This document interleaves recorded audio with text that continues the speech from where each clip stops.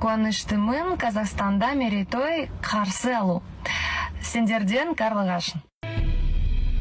Волейболистка Устинова об изучении казахского языка.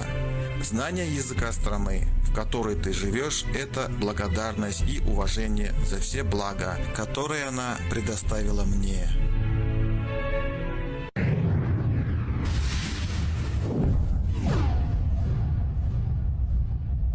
Бывшая волейболистка сборной Казахстана Кристина Устинова прокомментировала свой опыт изучения казахского языка.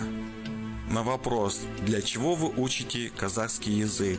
Во-первых, знание языка страны, в которой ты живешь, это благодарность и уважение за все блага, которые страна предоставляет мне ежедневно. Во-вторых, знание языков. Любых языков расширяет возможности. Сколько времени ушло на изучение казахского языка? Я начала изучать казахский язык 30 августа.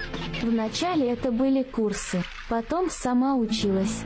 Сейчас занимаюсь с учителем. Самое сложное в том плане, что возникают вопросы по грамматике. Подписчики часто по-разному объясняют, от этого басым кипит, сказала Устинова. Кристина Устинова родилась в России, но в 2017